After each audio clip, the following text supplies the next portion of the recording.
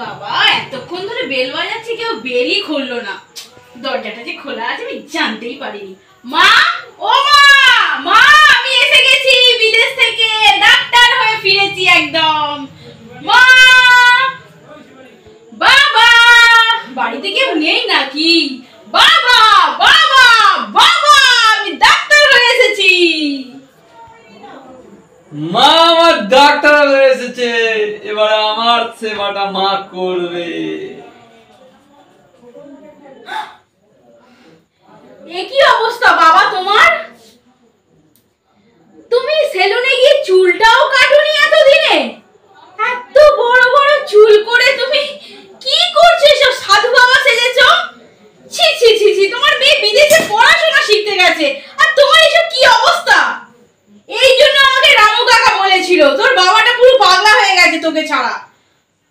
কি আর করবো মা, তোর মা তো পার্লারে গিয়ে গিয়ে সব টাকা উড়িয়ে দিচ্ছে, ফেসিয়াল করছে, পেডিকিউর করছে, হেন নয় তেন, চুল কাটারই পয়সা নেই, আর রান্না বান্না করে করে আমার চুল এরম হয়ে গেছে। আর কিছু করার নেই মা। কত কষ্ট করে তুমি আমাকে ডাক্তারি শেখালে সেটা তো বুঝলাম, দোকান থেকে একটা কাঁচি কিনে এনে নিজের চুলটা কাটতে পারোনি? কি অবস্থা হয়েছে বাবা তোমার? ছি ছি ছি ছি ছি ছি, লজ্জায় আমার মাথা কাটা যাবে, ভালো লাগে না আমার এসব। তাহলে কি করি বলো তো মা? চুলটা কি কাটবো না, না একটু বাড়াবো স্ট্রেট করার জন্য?